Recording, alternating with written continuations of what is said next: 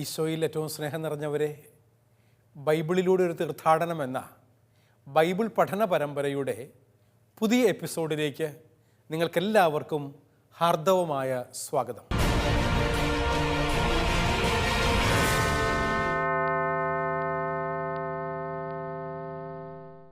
കഴിഞ്ഞ എപ്പിസോഡുകളിൽ യോഹന്നാൻ്റെ സുവിശേഷം 13-ാം അധ്യായത്തിൻ്റെ വചന വ്യാഖ്യാനവും വചന വിചിന്തനവുമാണ് നമ്മൾ മനസ്സിലാക്കിക്കൊണ്ടിരുന്നത്.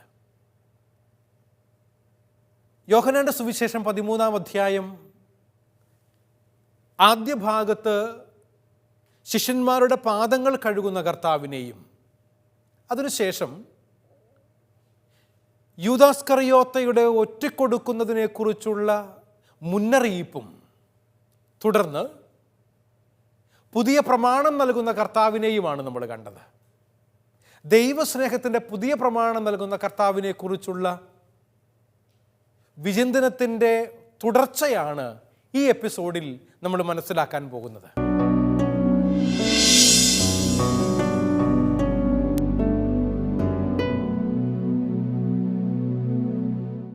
യോഹന്നാൻ്റെ സുവിശേഷം 13-ാം അധ്യായത്തിൻ്റെ 34-35 വാക്യങ്ങളിൽ അന്ത്യ അത്താഴത്തിൽ ഈശോ ശിഷ്യന്മാർക്ക് നൽകിയ പുതിയ ഉടമ്പടി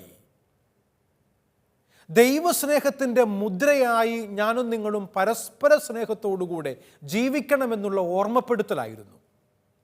ഈ ഉടമ്പടിയെ 2 തരത്തിലാണ് യോഹന്നാൻ ശ്ലീഹ തൻ്റെ സുവിശേഷത്തിൽ അവതരിപ്പിച്ചിരിക്കുന്നത്. അത് ഒന്നാമതായി ഈശോയുടെ സ്നേഹം ഉറവിടമാണ് എന്ന് യോഹന്നാൻ പറയുന്നു. എങ്ങനെയാണ് ഈശോയുടെ സ്നേഹം ഉറവിടമായി തീരുന്നത് എന്ന് നമുക്ക് മനസ്സിലാക്കേണ്ടതുണ്ട്. ഉറവിടം എന്ന് കഴിഞ്ഞാൽ രണ്ടാമത്തത് മാതൃക എന്നാണ് യോഹന്നാൻ പറയുക. ദൈവസ്നേഹം ഒരേ സമയം ഉറവിടവും മാതൃകയുമാണ്. ദ സോഴ്സ് എന്ന് നമുക്ക് വിളിക്കാം ഉറവിടത്തെ. എങ്ങനെയാണ് ദൈവത്തിൻ്റെ സ്നേഹം നമ്മുടെ പരസ്പര സ്നേഹത്തിൻ്റെ ഉറവിടമായി തീരുന്നത് എന്ന് മനസ്സിലാക്കാനുള്ള ശ്രമമാണ് നമ്മൾ നടത്തുന്നത്. ഈശോയുടെ സ്നേഹത്തിൽ വസിക്കുന്നെങ്കിൽ മാത്രമേ നമുക്ക് ഈശോയെ പോലെ സ്നേഹിക്കാൻ സാധിക്കുകയുള്ളൂ. നാം വെറും മനുഷ്യനായതുകൊണ്ടും നമ്മുടെ മനുഷ്യപ്രകൃതി പാപബദ്ധമായതുകൊണ്ടും നമുക്ക് സ്വന്തം കഴിവുകൊണ്ട് ഈശോയെ പോലെ സ്നേഹിക്കുക സാധ്യമല്ലെന്നും അതിൻ്റെ കാരണമായി ഞാനും നിങ്ങളും പറയുന്നത് നമ്മുടെ ഉള്ളിലുള്ള സ്വാർത്ഥപരമായ സ്വഭാവത്തിൻ്റെ പ്രത്യേകതയാണ് എന്നും പറയാറുണ്ട്. സഹോദരങ്ങളെ, ആത്മാർത്ഥതയോടുകൂടി ഒരു വ്യക്തിയെ സ്നേഹിക്കുന്നെങ്കിൽ ആ വ്യക്തിക്ക് വേണ്ടി സമയം ചെലവഴിക്കാൻ നമ്മൾ പരിശ്രമിക്കും. വല്ലപ്പോഴുമൊക്കെ വിളിക്കും, പറ്റുമ്പോഴൊക്കെ ഒന്ന് പോയി കാണും, സുഖസൗകര്യങ്ങൾ അന്വേഷിക്കും, അവർക്ക് വേണ്ട സഹായങ്ങൾ ചെയ്തു കൊടുക്കും. ഇങ്ങനെയൊക്കെയാണ് നമ്മുടെ സ്നേഹം പ്രകടിപ്പിക്കുക. പരിശുദ്ധ കന്യകാമറിയം ഗർഭവതിയാണ് എന്ന് അറിഞ്ഞ ഉടനെ തൻ്റെ ചാർച്ചക്കാരിയായ ഇളയമ്മ എലിസബത്തും ഗർഭധാരിണിയായിരിക്കുന്നു അവളുടെ വയസ്സാം കാലത്ത് എന്ന് തിരിച്ചറിഞ്ഞിട്ട് വൃദ്ധാപ്യത്തിൽ അവളെ സഹായിക്കാൻ വേണ്ടിയിട്ട് ഗർഭിണിയായ മറിയം ഓടുന്ന ഒരു രംഗം ലൂക്കായുടെ സുവിശേഷത്തിലും അതുപോലെ മത്തായിയും വരച്ചു വെച്ചിട്ടുണ്ട്. തനിക്ക് കിട്ടുന്ന സൗഭാഗ്യങ്ങൾ മറ്റുള്ളവരുമായി പങ്കുവയ്ക്കാൻ പെടാപ്പാടുപെടുന്ന ഒരു ഓട്ടത്തിലാണവൾ. ഇതൊരു മാതൃകയാണ് കേട്ടോ, സേവനത്തിൻ്റെ മാതൃക. ഇപ്രകാരമുള്ള ഒരു മാതൃക ജീവിക്കാൻ വേണ്ടിയിട്ടാണ് ദൈവസ്നേഹം എന്നെയും നിങ്ങളെയും വിളിക്കുന്നത് എന്ന് തിരിച്ചറിയുമ്പോഴാണ് ഈശോയുടെ സ്നേഹം എൻ്റെ ജീവിതത്തിന് സ്നേഹിക്കാനുള്ള ഒരു ഉറവിടമായി മാറുന്നത്. അതുകൊണ്ടാണ് നമ്മുടെ സ്വാർത്ഥപരമായ പ്രകൃതിയെ കീഴടക്കുവാൻ നമ്മെ ശക്തിപ്പെടുത്തുന്ന ഈശോയുടെ സ്നേഹം, സ്നേഹത്തിൻ്റെ ചൈതന്യം അഥവാ അരൂപി നമ്മിൽ വസിച്ചെങ്കിലേ നമുക്ക് ഈശോയെ പോലെ സ്നേഹിക്കാൻ സാധിക്കുകയുള്ളൂ എന്ന് മനസ്സിലാക്കുക. ഞാൻ പരിശുദ്ധാത്മാവിനെക്കുറിച്ച് ക്ലാസ്സുകൾ എടുക്കുമ്പോൾ പറയുന്നത് പരിശുദ്ധാത്മാവ് ദൈവത്തിൻ്റെ സ്നേഹമാണ്. പരിശുദ്ധാത്മാവിനെ ദൈവത്തിൻ്റെ ശക്തിയായി അവതരിപ്പിക്കാറുണ്ട്. എന്നാൽ പിതാവിൻ്റെയും പുത്രൻ്റെയും സ്നേഹമാണ് പരിശുദ്ധാത്മാവായി ഈ ലോകത്തിലേക്ക് കടന്നു വന്നത്. ദൈവസ്നേഹത്തിൻ്റെ ആത്മാവിനെയാണ് സഹോദരങ്ങളെ ഞാനും നിങ്ങളും മാമോദീസായിലൂടെ സ്വീകരിച്ചിരിക്കുന്നത്. ദൈവത്തിൻ്റെ പരിശുദ്ധാത്മാവ് വന്നിറങ്ങുന്ന നിമിഷങ്ങളാക്കി നമ്മുടെ ജീവിതത്തിൽ ഓരോ പന്തക്കുസ്ത അനുഭവങ്ങളിലൂടെയും ഞാനും നിങ്ങളും ദിനംപ്രതി എന്നോണം കടന്നു പോകണം. ആത്മാവിൻ്റെ അഭിഷേകം ഉണ്ടാകുക എന്ന് പറഞ്ഞാൽ ദൈവസ്നേഹത്തിൽ ജീവിക്കുക എന്നാണ് അർത്ഥം. കാരണം ദൈവാരൂപി സ്നേഹത്തിൻ്റെ ആത്മാവാണ്. ദൈവസ്നേഹമാണ് പരിശുദ്ധാത്മാവ് നമുക്ക് നൽകുന്നത്. പ്നേഉമ എന്ന ഒരു ഗ്രീക്ക് വാക്കിലൂടെയാണ് സമാന്തര സുവിശേഷകന്മാരും പഴയ നിയമത്തിൻ്റെ ഹീബ്രു ഭാഷയിൽ നിന്നും ഗ്രീക്കിലേക്ക് തർജ്ജമ ചെയ്തപ്പോൾ ഉപയോഗിക്കപ്പെട്ടിരിക്കുന്ന വാക്ക് പ്നേഉമ എന്നതാണ്. അതിന് യോഹന്നാൻ ഒരു അഡീഷൻ കൊടുക്കുന്നുണ്ട്. യോഹന്നാൻ്റെ 14, 15, 16 അധ്യായങ്ങളിൽ പാരക്ലേത്തോസ് എന്ന ഒരു വാക്ക്, സഹായകൻ, കൗൺസലർ, കംഫർട്ടർ, ഇപ്രകാരമുള്ള വാക്യങ്ങളിലൂടെ സഹായകനായി പരിശുദ്ധാത്മാവിനെ അവതരിപ്പിച്ചിരിക്കുകയാണ്. ദൈവത്തിൻ്റെ ആത്മാവ് സഹായം നൽകുന്ന സ്നേഹമാണ്. അതുകൊണ്ട് തന്നെയും ഈ സ്നേഹാരൂപിയിൽ ജീവിക്കുന്നവർക്ക് മാത്രമേ ദൈവത്തോട് ചേർന്നിരിക്കാൻ പറ്റുള്ളൂ. ക്രിസ്ത്യാനി എന്ന പേര് അന്വർത്ഥമാക്കിക്കൊണ്ട് ഞാനും നിങ്ങളും ജീവിക്കുന്നുണ്ട് എങ്കിൽ അതിൻ്റെ കാരണം നമ്മുടെ ഉള്ളിൽ വസിക്കുന്ന ദൈവ സ്നേഹ ചൈതന്യമാണ് എന്ന് മനസ്സിലാക്കാം നമുക്ക്. സഹോദരങ്ങളെ, അതുകൊണ്ട് ഈശോ ഇപ്രകാരം പറയുന്നുണ്ടല്ലോ യോഹന്നാന്റെ സുവിശേഷം 15-ാം അധ്യായത്തിൻ്റെ 9-ാം വാക്യത്തിൽ, പിതാവ് എന്നെ സ്നേഹിച്ചതുപോലെ ഞാനും നിങ്ങളെ സ്നേഹിച്ചു. നോക്കിക്കേ, സ്ക്രീനിൽ നിങ്ങൾക്ക് കാണാനായി സാധിക്കും. വചനം കൃത്യമായി പറയുക, പിതാവ് എന്നെ സ്നേഹിച്ചതുപോലെ ഞാനും നിങ്ങളെ സ്നേഹിച്ചു. എന്നിട്ട് കൂട്ടിച്ചേർക്കുകയാണ്, നിങ്ങൾ എൻ്റെ സ്നേഹത്തിൽ നിലനിൽക്കുവിൻ. ഇതൊരു കൽപ്പനയാണ്. ഈശോ എവിടുന്നാ പഠിച്ചേ? ഈശോ ദൈവസ്നേഹം പഠിച്ചത് പിതാവിൽ നിന്നാ. സൃഷ്ടിയുടെ ആരംഭത്തിൽ പിതാവിൻ്റെ മടിയിലിടുന്ന സൃഷ്ടിക്കുന്ന വചനമായ കർത്താവ്, ദൈവത്തിൻ്റെ സ്നേഹം പിതാവിൽ നിന്നും തിരിച്ചറിഞ്ഞ കർത്താവ്, ഈ സ്നേഹത്തിൽ നിലനിൽക്കാൻ എന്നെയും നിങ്ങളെയും ഓർമ്മപ്പെടുത്തുകയാണ്, ഒരു കൽപ്പന നൽകുകയാണ്. അതുകൊണ്ടാണ് വചനം പറയുന്നത്, നിങ്ങൾ എൻ്റെ സ്നേഹത്തിൽ നിലനിൽക്കുവിൻ. 15-ാം അധ്യായത്തിൻ്റെ 9-ാം വാക്യമാണ്. കർത്താവിൻ്റെ സ്നേഹത്തിൽ നിലനിൽക്കുക എന്നുള്ളതാണ് നമ്മളെക്കുറിച്ചുള്ള ദൈവഹിതം. കാരണം ഈശോയുടെ സ്നേഹത്തിൽ നിലനിൽക്കുന്നവർക്കേ ഈശോയെ പോലെ സ്നേഹിക്കാൻ പറ്റുള്ളൂ. ഈശോയുടെ സ്നേഹത്തിൽ നിലനിൽക്കുന്നവർക്ക് മാത്രമേ ഈശോയെ പോലെ സ്നേഹിക്കാൻ പറ്റുള്ളൂ. സഹോദരങ്ങളെ, ഈശോയെ പോലെ സ്നേഹിക്കുക എന്നുള്ളതാണ് നമ്മോട് ദൈവം ആവശ്യപ്പെടുന്നത്. അവൻ്റെ സ്നേഹത്തിൽ നിലനിൽക്കുക എന്ന് പറഞ്ഞാൽ അവനെ പോലെയാകുക, ക്രിസ്തു ആകുക എന്നുള്ളതാണ് നമ്മളെക്കുറിച്ചുള്ള ദൈവഹിതം. അതുകൊണ്ടായിരിക്കണം കർത്താവിൻ്റെ മാറോട് ചേർന്ന് അന്ത്യത്താഴ സമയത്ത് കിടന്ന യോഹന്നാൻ ശ്ലീഹ അവൻ്റെ സ്നേഹം അനുഭവിച്ചറിഞ്ഞിട്ട് 1 യോഹന്നാൻ 4-ാം അധ്യായത്തിൻ്റെ 8-ാം തിരുവചനത്തിൽ പറയുന്നു, ദൈവം സ്നേഹമാണ്, ഗോഡ് ഈസ് ലവ് എന്നാണ് എഴുതിയിരിക്കുന്നത്. ഇതെങ്ങനെയാ യോഹന്നാന് മനസ്സിലായത്? യോഹന്നാൻ അനുഭവിച്ചറിഞ്ഞ സ്നേഹമാണ് അവൻ എഴുതി വെച്ചത്, അവൻ പ്രകടിപ്പിച്ചത്. കുരിശിൻ ചുവട്ടിൽ നിൽക്കുന്ന വത്സല ശിഷ്യനെയും വത്സല മാതാവിനെയും കണ്ടിട്ട് ഈശോ കുരിശിൽ നിന്ന് പറയുന്നുണ്ട്, ഇതാ നിന്റെ അമ്മ എന്ന്. തുടർന്നുള്ള വചനങ്ങളിൽ നമ്മൾ കാണുന്നു, ആ സമയം മുതൽ പരിശുദ്ധ കന്യകാമറിയത്തെ സ്വന്തം അമ്മയെ പോലെ അവൻ വീട്ടിലേക്ക് കൊണ്ടുപോയി. ദൈവസ്നേഹം അനുഭവിച്ചറിയുമ്പോഴാണ് ഈ പാരസ്പര്യം വ്യക്തമാവുകയുള്ളൂ. സഹോദരങ്ങളെ, ഞാനും നിങ്ങളുമൊക്കെ ക്രിസ്തുവിൻ്റെ സ്നേഹം അനുഭവിച്ചറിഞ്ഞു കഴിയുമ്പോൾ, അവൻ്റെ സ്നേഹത്തിൽ നിലനിൽക്കാൻ ഞാനും നിങ്ങളും ശ്രമിച്ചു കഴിയുമ്പോൾ, ഈശോയുടെ സ്നേഹത്തിൽ നിലനിൽക്കുന്നവർക്ക് മാത്രമേ അവൻ്റെ സ്നേഹം അനുഭവിച്ചറിയാൻ സാധിക്കുകയുള്ളൂ എന്ന് പറയുന്നത് പോലെ അവനോട് ചേർന്നിരിക്കുമ്പോഴാണ് അവൻ്റെ സ്നേഹിതരായിത്തീരുന്നത്. ഇനിമേൽ ഞാൻ നിങ്ങളെ ദാസന്മാരെന്ന് വിളിക്കുകയില്ല, കാരണം യജമാനൻ ചെയ്യുന്നത് ദാസൻ അറിയാൻ പാടില്ല. അറിയേണ്ട കാര്യവുമില്ല. പക്ഷേ എൻ്റെ കർത്താവ് എന്താണ് എനിക്ക് വേണ്ടി ചെയ്തത് എന്ന് ഞാൻ അറിയുന്നുണ്ടെങ്കിൽ അതിൻ്റെ കാരണം ഞാനും അവൻ്റെ സ്നേഹിതനാണ് എന്നതാണ്. കർത്താവിൻ്റെ സ്നേഹത്തിൽ അവനോട് ചേർന്നിരിക്കുക എന്നുള്ളതാണ് നമ്മളെക്കുറിച്ചുള്ള ദൈവഹിതം എന്ന് മനസ്സിലാക്കാൻ സാധിക്കട്ടെ. അതുകൊണ്ട് പ്രിയപ്പെട്ടവർ, രണ്ടാമത്തെ കാര്യം, ദൈവസ്നേഹം ഒന്ന് ഉറവിടമാണെന്ന് പറഞ്ഞു, രണ്ടാമത്തത് മാതൃകയാണ് എന്ന് നമ്മൾ മനസ്സിലാക്കിയിട്ടുണ്ട്. ഈശോയുടെ സ്നേഹത്തിൻ്റെ പ്രത്യേകതകൾ മനസ്സിലാക്കി ആ പ്രത്യേകതകൾ ഉൾക്കൊണ്ട് പരസ്പരം സ്നേഹിക്കാൻ നമുക്ക് സാധിക്കണം.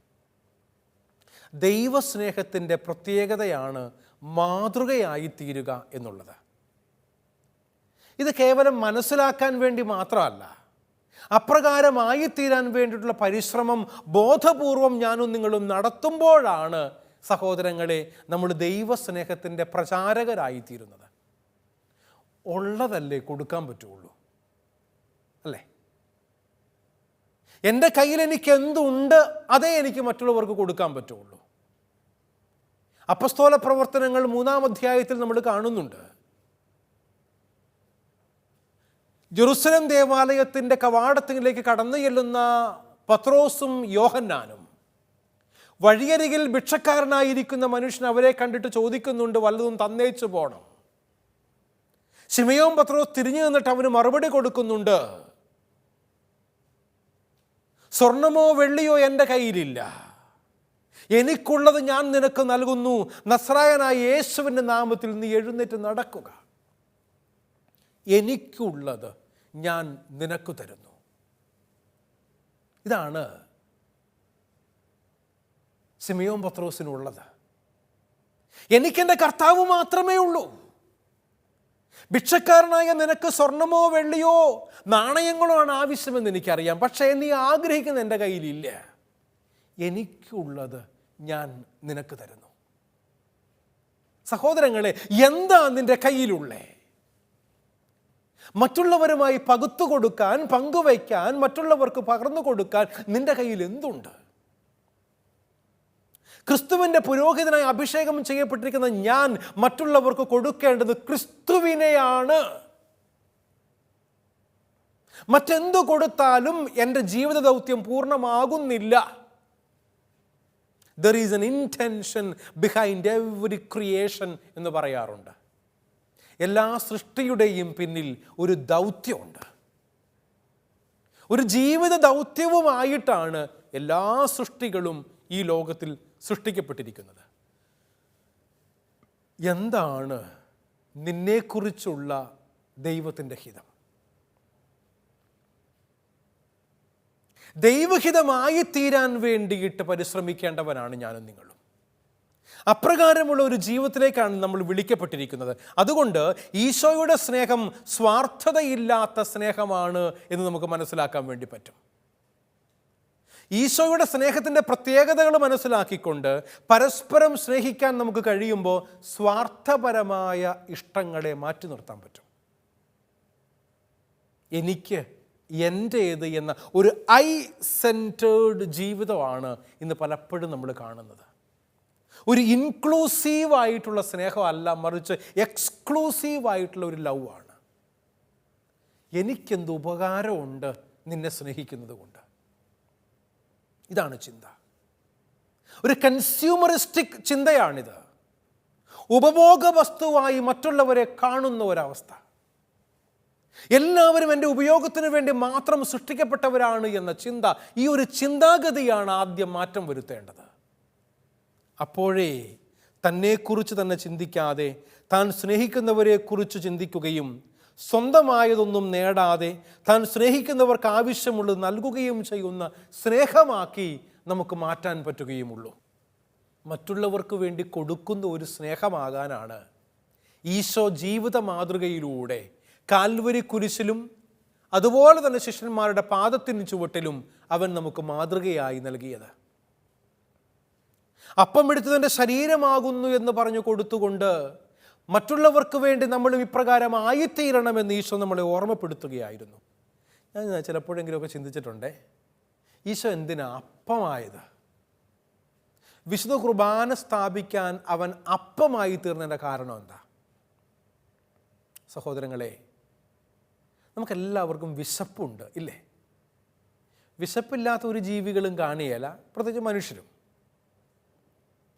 കുറേ നേരം ഇരുന്ന് കഴിയുമ്പോൾ വിശക്കാൻ തുടങ്ങും.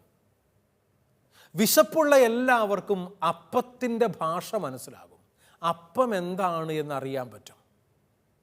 അതുകൊണ്ട് യേശു കർത്താവിന് താഴാൻ പറ്റുന്നതിൻ്റെ ഏറ്റവും അടിത്തറയാണ് അവൻ താഴ്ന്ന് തന്നെ ഇല്ലാതാക്കുന്ന അപ്പത്തിൻ്റെ മാതൃക സ്വീകരിച്ചു എന്നുള്ളത്. വചനമായവൻ മനുഷ്യനായി, മനുഷ്യനായവൻ അപ്പത്തിൻ്റെ രൂപത്തിലായി തീർന്നു. അപ്പം കഴിച്ചു കഴിയുമ്പോൾ നമ്മുടെ ശരീരത്തിൻ്റെ ഭാഗമായി തീരും എന്ന് പറഞ്ഞാൽ കർത്താവ് വിശുദ്ധ കുർബാനയിൽ ദിവ്യകാരുണ്യത്തിൽ നമ്മുടെ ശരീരത്തിൻ്റെ ഭാഗമായി തീരുന്നു എന്നർത്ഥം. ഇതെന്താണ് നമ്മെ ഓർമ്മപ്പെടുത്തുന്നത്? ഈശോയുടെ സ്നേഹം ത്യാഗം ചെയ്യുന്ന സ്നേഹമാണ്. സ്വാർത്ഥതയില്ലാത്തതാണ് എന്ന് നമ്മൾ കണ്ടു. എന്നാൽ തുടർച്ചയായി പറയുന്നു അത് ത്യാഗം ചെയ്യുന്ന സ്നേഹമാണ്. തന്നെ വിട്ടുകൊടുക്കുന്ന, പൂർണ്ണമായും മറ്റുള്ളവർക്ക് വേണ്ടി സമർപ്പിക്കുന്ന സ്നേഹമാണ് ഈശോയുടേത്. തൻ്റെ സമയവും സമ്പത്തും ആരോഗ്യവും തനിക്കുള്ളതെല്ലാം മറ്റുള്ളവർക്ക് വേണ്ടി നൽകുന്ന സ്നേഹമാണ് യേശു കർത്താവ് നമുക്ക് നൽകുന്ന മാതൃകയെന്ന് തിരിച്ചറിയുമ്പോഴാണ് അപ്രകാരം ഒരു ജീവിതത്തിലേക്ക് ഞാനും നിങ്ങളും വിളിക്കപ്പെട്ടിരിക്കുന്നു എന്ന് മനസ്സിലാക്കാൻ നമ്മളെ കൊണ്ട് പറ്റുക. സഹോദരങ്ങളെ, ഞാൻ സ്വന്തമാക്കി ഉണ്ടാക്കിയതല്ല എൻ്റെ സമയം, ഞാൻ ഉണ്ടാക്കിയെടുത്തതല്ല എൻ്റെ ആരോഗ്യം, എൻ്റെ സമ്പത്ത്. ഇതെല്ലാം എനിക്ക് ദൈവദാനമായി നൽകപ്പെട്ടതാണ് എങ്കിൽ അത് മറ്റുള്ളവരുമായി പങ്കുവയ്ക്കാനുള്ള വിളിയാണ് എന്ന് തിരിച്ചറിയുക.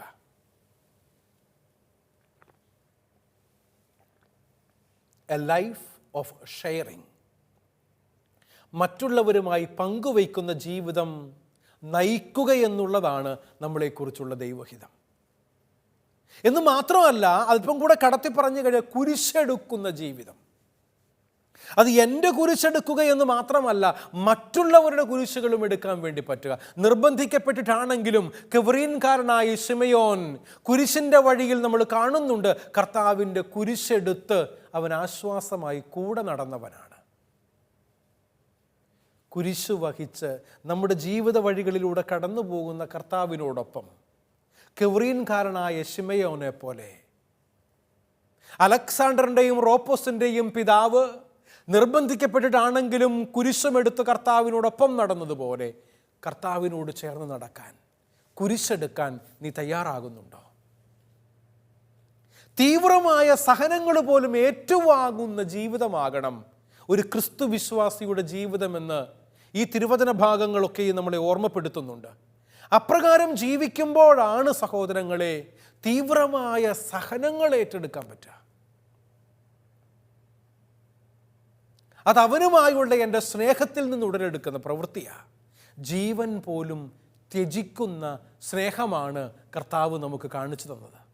അതുകൊണ്ട് ഈശോയുടെ സ്നേഹം മനസ്സിലാക്കുന്ന സ്നേഹമാണ്. മനസ്സിലാക്കുന്ന സ്നേഹം. അടുത്ത കാലത്തായിട്ട് ഡൈവോഴ്സിൻ്റെ എണ്ണം ഒത്തിരിയേറെ പെരുകുന്നു എന്നാണ് കുടുംബ കോടതികളും സിവിൽ കോടതികളും മറ്റും സാക്ഷ്യപ്പെടുത്തുന്നത്. വിവാഹ മോചനം തേടി വരുന്നവരുടെ എണ്ണം കൂടുന്നു. എന്താ കാരണം? പരസ്പരം മനസ്സിലാക്കാൻ പറ്റുന്നില്ലേ? വിവാഹം കഴിച്ച് ഒരുമിച്ച് ജീവിക്കുന്ന മക്കളുണ്ട്, വർഷങ്ങൾ കഴിഞ്ഞു, എന്നിട്ട് ഇപ്പോൾ പറയാണ് ഞങ്ങൾക്ക് പരസ്പരം മനസ്സിലാക്കാൻ സാധിക്കുന്നില്ല. നിഗൂഢതകൾ അനേകമുണ്ട്. സഹോദരങ്ങളെ, പരസ്പരം മനസ്സിലാക്കാൻ വേണ്ടി നീ ശ്രമിക്കുമ്പോഴാണ്, അവളെ അറിയാൻ വേണ്ടി നീ എത്രമാത്രം എഫേർട്ട് എടുക്കുന്നു എന്നതിനെ ആശ്രയിച്ചിരിക്കും സ്നേഹത്തോടെയുള്ള, സൗഹാർദ്ദത്തോടെയുള്ള, സമാധാനപൂർവകമായ ദാമ്പത്യ ബന്ധത്തിൻ്റെ മുൻപോട്ട് പോക്ക് എന്ന് നീ തിരിച്ചറിയുക. ഇപ്രകാരം ഞാനും നിങ്ങളും മനസ്സിലാക്കാൻ വേണ്ടി ശ്രമിക്കുമ്പോൾ സ്നേഹിക്കേണ്ടവരുടെ എല്ലാ ബലഹീനതകളും അറിഞ്ഞ്, എല്ലാ പോരായ്മകളും മനസ്സിലാക്കി അവയെ ഉൾക്കൊള്ളുന്ന സ്നേഹമാണ് കർത്താവ് നമുക്ക് നൽകിയത്. ദാമ്പത്യ ബന്ധത്തിൽ ഉണ്ടായിരിക്കേണ്ട സ്നേഹവും ഇതുതന്നെയാണ്. അവളുടെ, അവൻ്റെ ബലഹീനതകൾ പോലും അറിഞ്ഞ്, അവൻ്റെ പോരായ്മകൾ തിരിച്ചറിഞ്ഞ് അവരെയും ഉൾക്കൊണ്ടുകൊണ്ട് ജീവിക്കാൻ നിന്നെക്കൊണ്ട് സാധിക്കുമ്പോഴാണ് നിന്നെക്കുറിച്ച് ദൈവഹിതം പൂർത്തിയാകുന്നത് എന്ന് മനസ്സിലാക്കുക. ഈശോയുടെ സ്നേഹം ക്ഷമിക്കുന്ന സ്നേഹമാണ് എന്ന് പറയാറുണ്ട്, അല്ലേ? തന്നെ ഒറ്റിക്കൊടുക്കുന്നവരെയും തന്നെ നിഷേധിച്ച് പറയുന്നവരെയും തൻ്റെ ആവശ്യ നേരത്ത് കൂടെ നിൽക്കാതെ ഓടിപ്പോയവരെയും തന്നെ ക്രൂശിച്ചവരെയും എല്ലാം ക്ഷമിച്ചുകൊണ്ട് സ്നേഹിച്ചവനാണ് കർത്താവ്. കർത്താവിൻ്റെ സ്നേഹത്തിൻ്റെ ഒരു പ്രത്യേകതയാണ് ക്ഷമ എന്നുള്ളത്. ഫൊർഗീവിങ് ലവ് എന്ന് പറയാറുണ്ട്. എല്ലാവരോടും പൂർണ്ണമായി ക്ഷമിച്ചവൻ, നിരുപാധികം ക്ഷമിച്ചവൻ, without any condition that he loved us, that he has forgiven to us. സഹോദരങ്ങളെ, ഇപ്രകാരം കർത്താവ് എല്ലാവരെയും സ്നേഹിക്കുന്നവനാണെങ്കിൽ ഞാനും നിങ്ങളും ഈ സ്നേഹം സ്വീകരിച്ച് അതിൻ്റെ പ്രത്യേകതകൾ പ്രതിഫലിപ്പിക്കുന്ന സ്നേഹമായിരിക്കണം ജീവിക്കേണ്ടത് എന്ന് ഈ വചനഭാഗം നമ്മളെ ഓർമ്മപ്പെടുത്തുന്നുണ്ട്.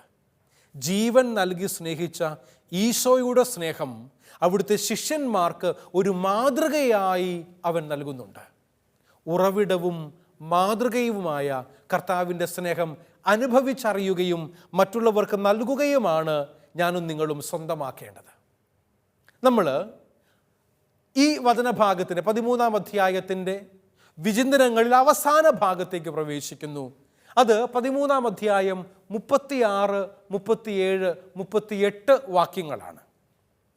എന്താണ് ഈ 3 വാക്യങ്ങളിലൂടെ യോഹന്നാൻ സുവിശേഷകൻ കർത്താവിൻ്റെ ശിഷ്യത്വത്തെക്കുറിച്ച് നമ്മളെ ഓർമ്മപ്പെടുത്തുന്നത് എന്ന് മനസ്സിലാക്കാനായി നമുക്ക് ശ്രമിക്കാം. ക്രിസ്തു ശിഷ്യത്വമാണ് ക്രൈസ്തവ ആധ്യാത്മികതയുടെ അടിസ്ഥാനം, അല്ലേ? ക്രിസ്തുവിൻ്റെ ശിഷ്യത്വം നമ്മോട് ആവശ്യപ്പെടുന്ന കാര്യങ്ങളെ ക്രൈസ്തവ ആധ്യാത്മികതയുടെ അടിസ്ഥാനമായി സഹോദരങ്ങളെ നമുക്ക് മനസ്സിലാക്കാൻ വേണ്ടി പറ്റും. ശിഷ്യത്വത്തിൻ്റെ മുഖമുദ്രയാണ് ഈശോയെ അനുഗമിക്കൽ എന്നത്. ശിഷ്യനു മാത്രമേ അനുഗമിക്കാൻ പറ്റുള്ളൂ. ശിഷ്യനാകണമെങ്കിൽ അവനെ സ്നേഹിക്കണം, അവനോട് ചേർന്നിരിക്കാൻ വേണ്ടി പറ്റണം. അപ്രകാരം നമ്മുടെ മാനുഷികമായ കഴിവുകളിൽ ആശ്രയിച്ച് ഈശോയെ അനുഗമിക്കാൻ തുനിയരുത് എന്ന് പത്രോസിൻ്റെ അനുഭവം നമ്മളെ ഓർമ്മപ്പെടുത്തുന്നുണ്ട്, ഇല്ലേ? മാനുഷികമായി ചിന്തിക്കുമ്പോൾ ഒരുപക്ഷെ തള്ളിപ്പറയാൻ തോന്നിയേക്കാം, അവനെ വിട്ട് ഓടിപ്പോകാൻ തോന്നിയേക്കാം. അതുകൊണ്ട് നമ്മുടെ മാനുഷികമായ കഴിവുകളിലല്ല, മറിച്ച് ക്രിസ്തുവിനെ അനുകരിക്കാനുള്ള എൻ്റെ ആഗ്രഹം എന്താണ് എന്ന് തിരിച്ചറിയുക.